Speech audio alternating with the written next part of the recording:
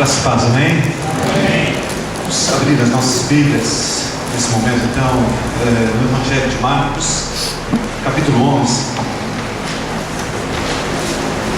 Evangelho de Marcos, capítulo 11. Para a nossa meditação também nessa noite, o Senhor já tem falado ao nosso coração, já tem ministrado em nossas vidas.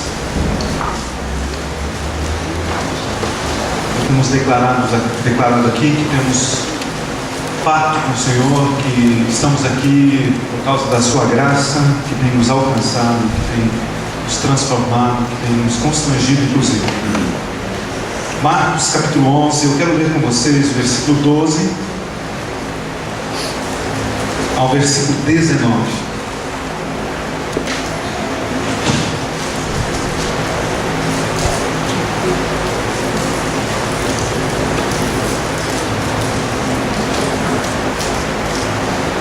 Marcos 11, 12 a 19, o texto da palavra do Senhor nos diz assim: no dia seguinte, quando saíram de Betânia, teve fome, e vendo de longe uma figueira com folhas, foi ver se nela, porventura, acharia alguma coisa.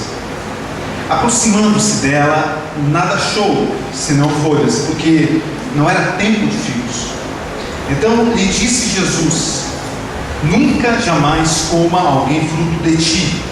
E seus discípulos ouviram isso e foram para Jerusalém. Entrando ele no templo, passou a expulsar os que ali vendiam e compravam. Derribou as mesas dos cambistas e as cadeiras dos que vendiam pombas. Não permitia que alguém conduzisse qualquer utensílio pelo templo. Também os ensinava e dizia: não está escrita, ou não está escrito, a minha casa será chamada casa de oração para todas as nações. Vós, porém, a tendes transformado em covil de salteadores. E os principais sacerdotes, escribas, ouviam estas coisas e procuravam um modo de lhe tirar a vida, pois o temiam, porque toda a multidão se maravilhava de sua doutrina. Em vindo à tarde, saíram da cidade. Amém? Você pode inclinar na sua frente, para a sua frente mais uma vez? Vamos orar mais uma vez juntos? Te adoramos, Senhor Deus, pela Tua palavra que está exposta diante de nós. E com coração humilde, Senhor Deus, a queremos receber. Como terra boa, Senhor Deus, a queremos receber. Como diz a Tua palavra, Senhor Deus, o semeador saiu a semear. Sementes caíram em tantos lugares, à beira do caminho, pederneiras, no meio de espinhos, mas também uma parte caiu em terra boa. Senhor Deus, que cada um que aqui nessa noite está, venha dispor o seu coração para ser terra boa, receptivo à Tua palavra, receptivo a ouvir, mas como diz o apóstolo Tiago, muito mais do que ouvintes. Acima de tudo, praticantes da Tua palavra. Assim nós queremos Te louvar e pedir, Pai, que venhas ministrar em nosso coração, em nome de Jesus. Amém. Amém.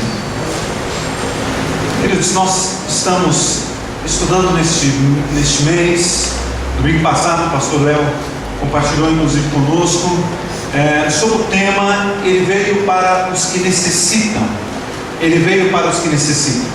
Nós lemos já no começo do culto o texto de Lucas e Marcos, no capítulo 2, versículo 17. Marcos capítulo 2, nós temos a narrativa de Marcos a respeito do mesmo texto que nós lemos no começo do culto a respeito da narrativa de Lucas. E Marcos, ele escreve esse texto também falando sobre o mesmo assunto, usando quase as mesmas palavras.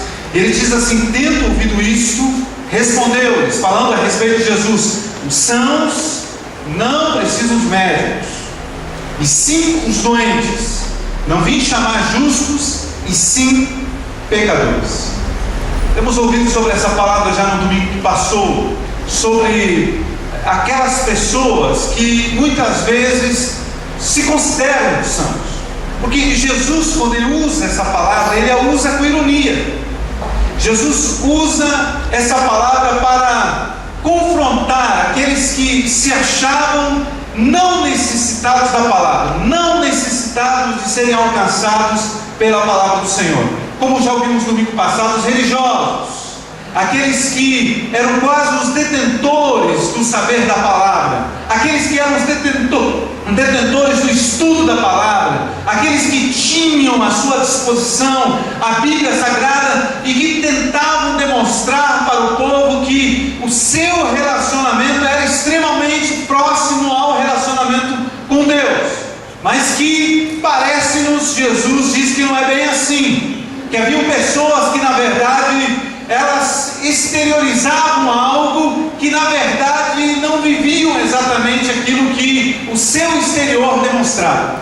Aquilo que tentavam passar necessariamente não era aquilo que eles viviam.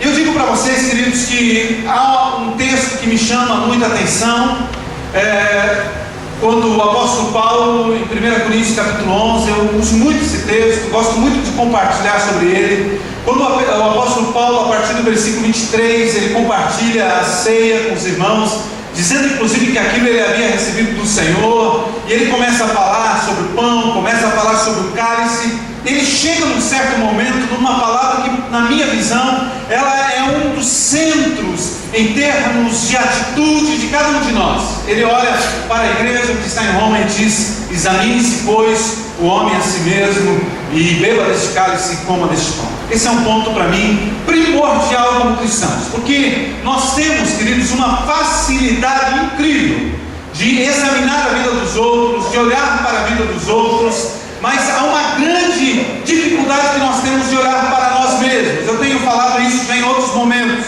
e precisamos olhar para nós.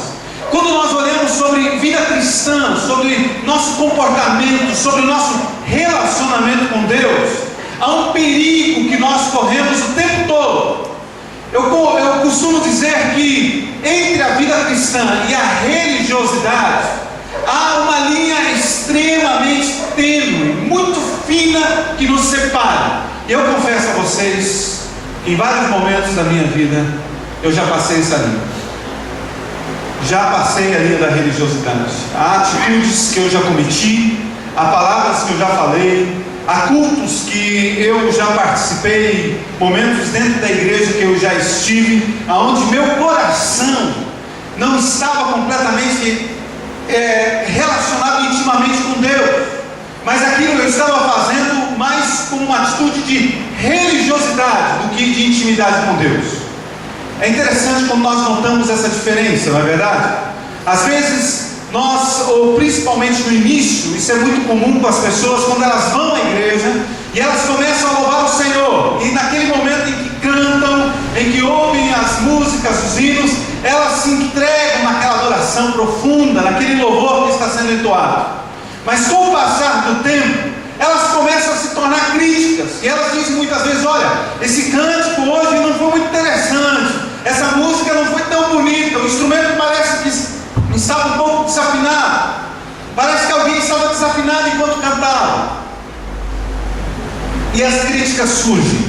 Como disse certa vez um pastor, quando terminou o culto, a irmã procurou ele e disse: pastor, hoje eu não gostei dos hinos que foram cantados. E o pastor disse: não tem problema, irmã, a música não foi para você, foi para Deus. Nós nos tornamos críticos e entramos muitas vezes no templo achando que estamos num teatro, que estamos num show, que estamos ali para analisarmos e criticarmos, quando na verdade aqui é uma extensão, é um lugar onde nós nos reunimos para adorarmos o Senhor. E muitas vezes, queridos, nós nos preocupamos com a religiosidade, passamos essa linha e achamos que somos tão autossuficientes, que somos tão grandes, tão fortes, tão inatingíveis, que sequer dependemos de Deus. E nessa noite o pastor Léo inclusive compartilhou conosco e nos chamou a declararmos isso, o quão nós precisamos depender do nosso Deus. O texto aqui, queridos, que nós lemos, nos fala uma história muito interessante que acontece com Jesus. Jesus, ele está indo para Jerusalém, sai de Betânia e provavelmente ele está ali no Monte das Oliveiras. E acontece um fato aqui curioso com ele. Ele vai buscar um fruto, ele acha uma oliveira, uma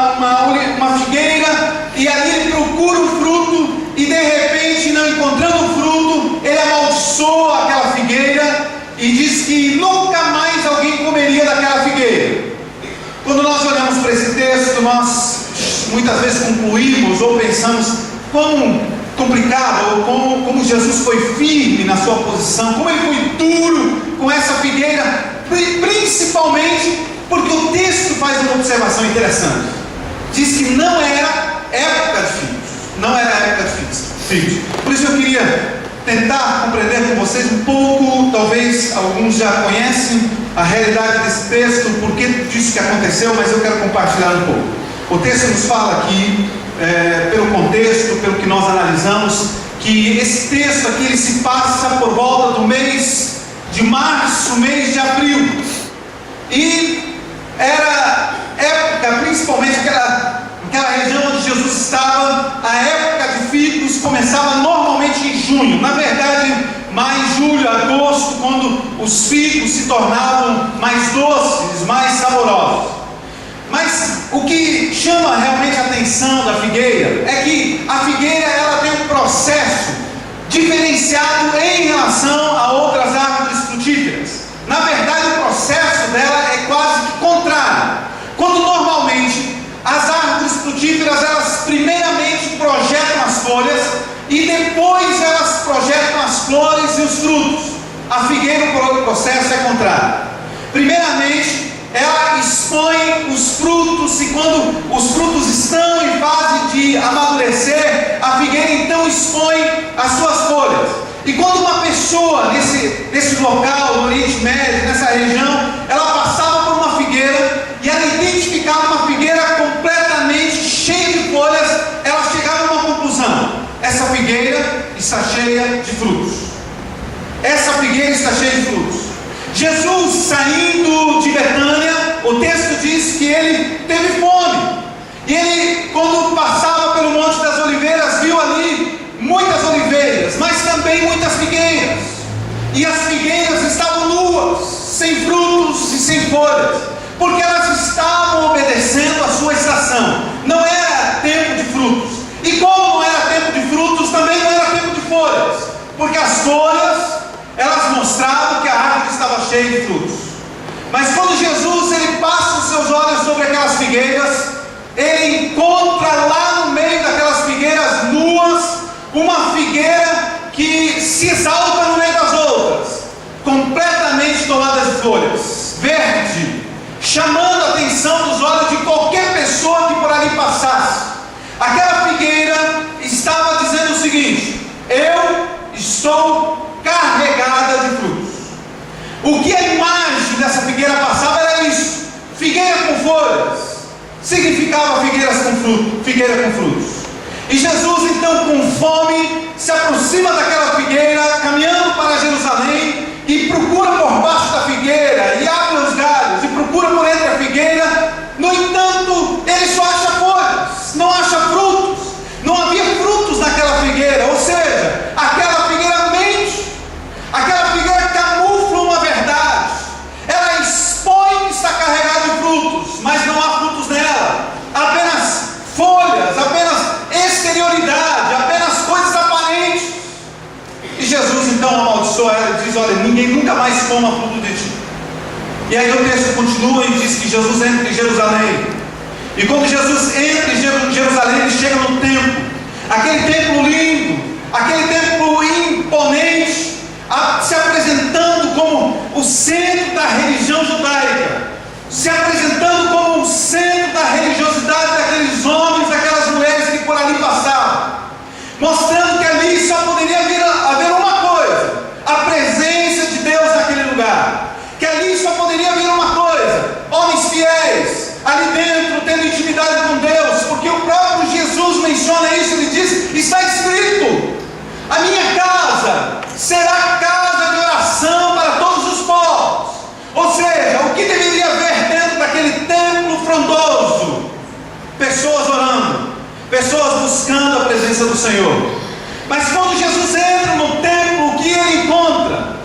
Mercadores, negociadores, homens que estavam vendendo utensílios que, diante da promessa deles, quem sabe os relacionava, os religava, os aproximava de Deus. Homens que estavam negociando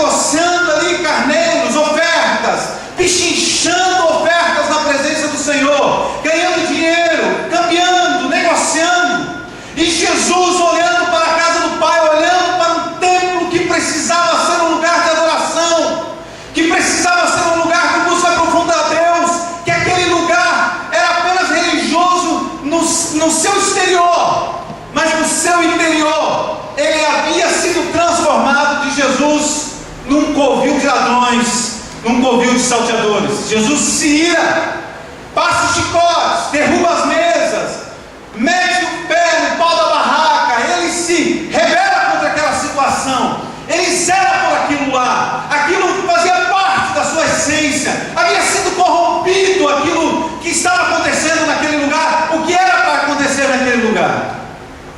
Quando nós voltamos, queridos, para o texto da figueira, nós podemos nos perguntar: será que o que acontece aqui, esse milagre, além de representar fé, porque há o texto que fala sobre fé a partir do versículo 20, onde os discípulos se admiram ao ver a figueira seca, e Jesus diz: olha, não é só essa figueira, mas todo esse monte das oliveiras cheio de figueiras. Se alguém tiver fé do tamanho de um grão de mostarda, vai dizer que se atira ao mar, e vai se atirar. Mas Jesus está apenas falando de fé.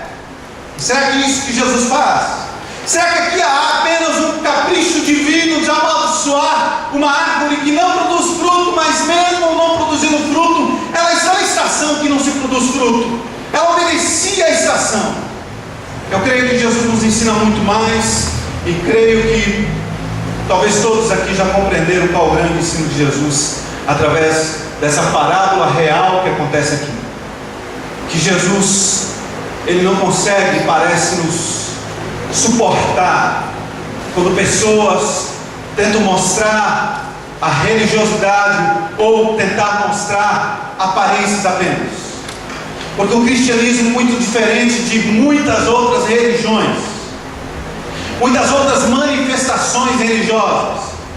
O cristianismo verdadeiro, ele está muito mais, ou ele está completamente voltado, principalmente o centro dele não é o exterior, mas é o interior. O que importa no cristianismo não são as folhas que sobressaem, não é aquilo que muitas vezes traz aplausos e admirações humanas, mas é aquilo que está no interior, são os frutos que realmente são relevantes. E queridos, Jesus nos ensina através dessa palavra sobre caprichos nossos, valores nossos que muitas vezes precisam ser repensados quando nós muitas vezes nos importamos com as aparências, com aquilo que é exterior, quando a religião muitas vezes tenta mostrar aquilo que apenas o homem pode ver, e nós podemos ver isso com muita frequência, trazendo um pouco mais para o nosso meio e fazendo uma autoavaliação de nós mesmos às vezes precisamos confessar: somos assim. E aí nós precisamos falar, como diz o texto da palavra do Senhor: Senhor, faz-me coragem e vergonha. Porque muitas vezes nós queremos chamar a atenção daquilo que nós fazemos, coisas na igreja, serviços na igreja, servir na igreja, fazer aquilo na igreja ou na comunidade, servir do Senhor, que não traz holofotes, muitas vezes não é procurado. E há pessoas que se rebelam, inclusive, quando as palmas não são ouvidas. Pessoas, inclusive, saem da igreja quando as palmas não são ouvidas, quando alguém não reconhece o seu trabalho. E Jesus nos ensina a respeito de servir, e Jesus nos ensina a respeito de dar com uma mão sem que a outra saiba, sem nós tentarmos exteriorizar aquilo que o interior ou aquilo que precisa ser buscado no interior. O que o Senhor tenta nos fazer lembrar nesse texto é que nós precisamos ter a natureza da figueira, em primeiro lugar, produzir os frutos, e se as folhas vierem, quando elas vierem, que elas venham naturalmente, mas o que precisa ser o centro do nosso foco como busca são os frutos. Jesus veio, queridos, para aqueles que necessitam, porque aqueles que tentam exteriorizar, aqueles que tentam demonstrar o exterior, eles muitas vezes declaram que com as suas próprias atitudes, e era isso que Jesus estava convivendo nas circunstâncias, naquilo que estava em torno dele, como nós já ouvimos domingo passado, cercado de pessoas que se achavam melhores do que as outras. Quando Levi está juntamente com Jesus, há críticas, porque eram pessoas que ali estavam, que não tinham um olhar voltado para aquilo que Jesus realmente valorizava. Queridos, precisamos entender que Jesus, Ele veio para aqueles que necessitam, e Jesus veio para que nós venhamos produzir frutos, amém? Somos chamados para produzirmos frutos. Em João capítulo 15, eu acho muito interessante quando Jesus usa um outro exemplo de uma árvore frutífera. Jesus faz um desenho interessantíssimo e lindo demais a respeito do reino de Deus. Ele nos mostra a dinâmica do reino. Jesus fala para os discípulos dizendo: olha, eu sou a videira verdadeira, o meu pai é o agricultor. E ele diz quem nós somos. Ele diz: vós sois os ramos. Ou seja, Jesus é a videira, Jesus foi plantado, foi Deus quem plantou Jesus aqui na terra. João 3,16, conhecemos muito bem esse texto, diz isso.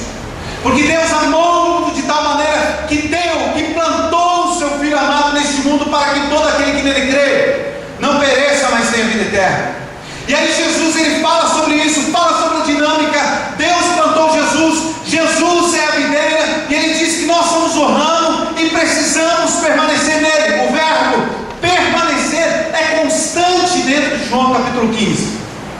E aí ele fala que aquele que permanece nele tem um resultado evidente: ele produz fruto. Ou seja, o resultado de quem está em Cristo Jesus não pode ser outro senão frutificar. E quando nós falamos em frutificar, nós podemos citar vários frutos. Podemos citar, como Gálatas capítulo 5 nos fala, o fruto do Espírito. Precisamos tê-lo na nossa vida. Precisamos frutificar no sentido de ganharmos pessoas para Jesus. Nós precisamos levar o Evangelho para aqueles que estão perdidos, para aqueles que desconhecem o Evangelho, para aqueles que ainda não foram alcançados com a salvação. Precisamos frutificar. Nós precisamos frutificar através das nossas atitudes, daquilo que nós fazemos, as nossas ações.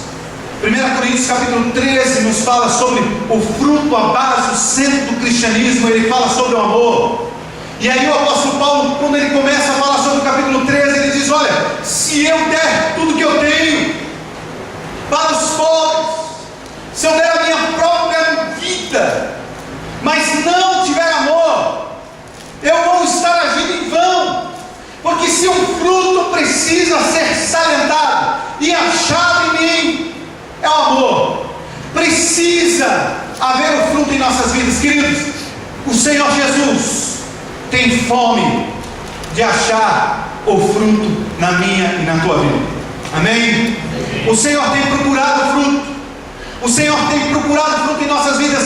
A pergunta que nós devemos responder é: o Senhor tem achado frutos relevantes, frutos do reino, fruto do Espírito, fruto de alguém que permanece no Senhor Jesus? Ele tem achado isso em nós? Ou será que nós apenas somos a figueira que demonstra religiosidade, demonstra espiritualidade? Porque mostrar, queridos, é muito mais fácil do que viver. Fingir é muito mais fácil do que ser real. Ser religioso é muito mais fácil do que servir a Deus integralmente, completamente. E uma das coisas que me chama a atenção do fruto, uma característica principal do fruto, é que o fruto, ele serve. Amém? Já notaram isso? Para que serve o fruto? Para que a figueira dá fruto? A figueira dá fruto para que alguém passando pelo Monte das Oliveiras seja alimentado. A videira, ela estende os seus ramos, muitas vezes distante de onde está as suas raízes, onde estão as suas raízes. Mas ali onde os ramos se estendem, ela está dizendo que pessoas podem se achegar a ela, não somente aproveitar a sua sombra, mas matar a sua fome. Porque o objetivo de toda árvore frutífera, de todo ramo, é abençoar alguém, é frutificar, é servir alguém. Nós somos chamados para servir ao Senhor através daquilo que nós somos e temos. Se estamos em Cristo, somos somos chamados a produzirmos frutos para que pessoas sejam alcançadas e sejam abençoadas com a maneira como o Senhor quer que nós abençoemos. Precisamos frutificar. E se tem uma coisa difícil hoje no nosso meio, queridos, é quebrar em nós essa natureza humana de muitas vezes desejar ser servido o tempo todo e não servir. Eu estava lendo o livro, mais uma vez, um conhecido livro, Celebração da Disciplina, onde Foster escreve um dos capítulos dele sobre serviço. Ele usa uma frase no começo desse livro, ele diz, eu não me lembro agora bem certinho como é a frase, mas mais ou menos o sentido é o seguinte: se alguém é escolhido para ser majestade, ele precisa procurar em primeiro lugar não o cetro, mas uma enxada. Queridos, nós somos chamados a sermos servos do Senhor. E quando o Foster ele começa a trabalhar, e eu gosto muito desse contexto, ele fala a respeito daquele momento que Jesus entra no cenáculo logo próximo à sua morte, naquela sala de jantar. E o Foster ele fala inclusive isso, ele diz que o símbolo do serviço é a toalha. E ele diz então que os discípulos, quando eles se assentam à mesa de Jesus, eles estavam com seus pés sujos, cheios de pó. E a tradição judaica, ela entendia que as pessoas precisavam lavar os seus pés. E entendia-se que exatamente o menor do grupo precisaria fazer. Era o filho mais novo, era o escravo da casa, era o empregado mais simples que deveria lavar o pé de todos. Mas havia um problema sério com os discípulos naquele dia. Alguns dias atrás, os discípulos estavam discutindo sobre quem seria o maior. E o Foster então diz o seguinte, que não pode haver uma discussão a respeito de quem é o maior sem discutirmos necessariamente quem é o menor. E depois dessa discussão de quem seria o maior, depois de haverem falado sobre isso, da senhora, da mulher, daquele homem chamado Zebedeu, de se aproximar de Jesus e fazer um pedido tão simples, tão humilde, tão singelo a Jesus, dizendo: olha, quando entrares no teu reino, deixa os meus filhos sentarem lá junto contigo no trono. Coisinha simples, bem básica. De tão humilde que era o grupo dos discípulos naquele momento. E por causa da discussão para saber quem é o maior, ninguém naquele instante queria ser o menor. Os pés de todos estavam cheios de pó, porque ninguém queria lavar os pés uns dos outros. Então Jesus, o mestre, se levanta, pega a toalha, pega a bacia, pega a água e lava os pés dos discípulos e dá uma lição para todos que ali estão. Jesus serviu, não só com suas atitudes. Jesus serviu lavando os pés dos discípulos. Jesus serviu a uma multidão de 5.000 homens com pão e peixe.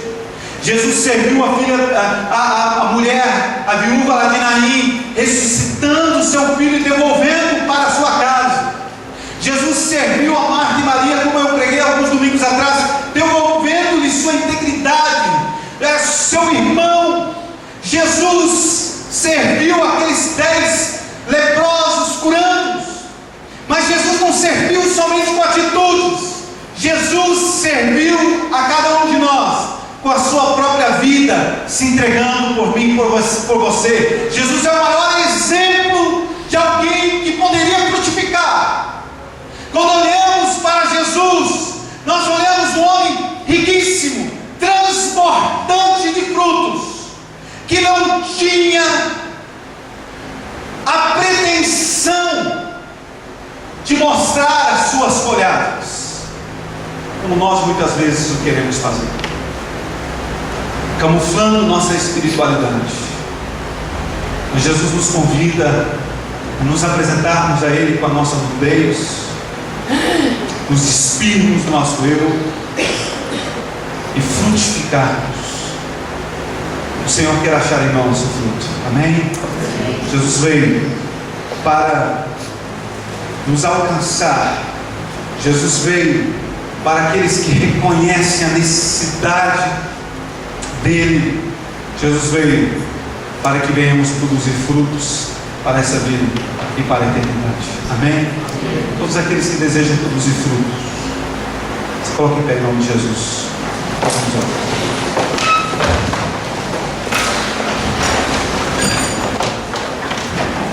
Eu queria que você fechasse os olhos. Jesus, nesse texto de Marcos 2, esse texto de Lucas 5, ele se reúne com homens, é criticado por homens que eram como essa figueira camuflada de flores. Jesus estava cansado desse tipo de atitudes. Jesus estava triste quando ele entra no templo e vê o templo lindo por fora, mas corrompido por dentro. Hoje nós somos templo do Espírito Santo. Como é o templo que nós apresentamos para o Senhor? Jesus veio para aqueles que necessitam.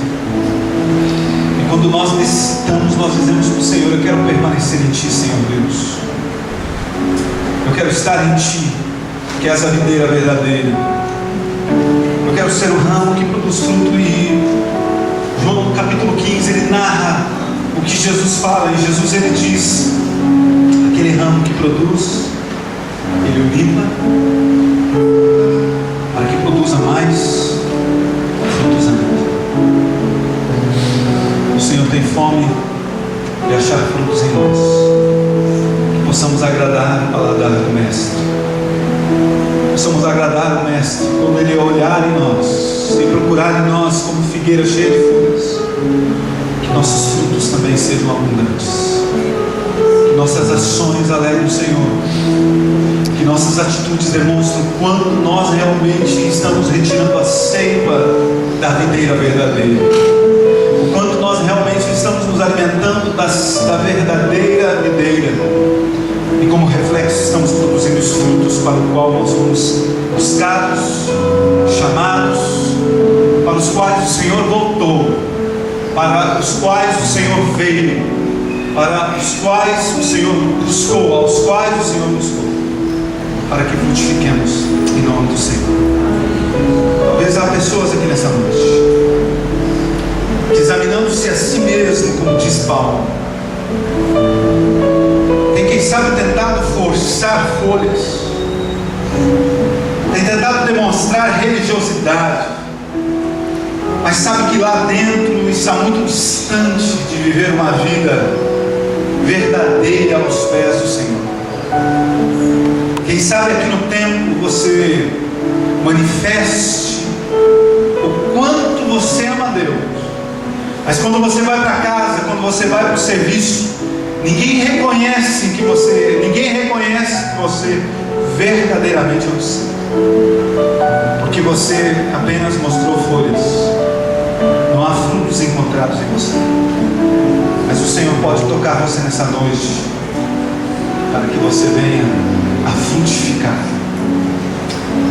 Fale com Deus nessa noite. O Senhor está passando neste lugar. O Senhor está olhando as figueiras que aqui estão. O Senhor está procurando frutos.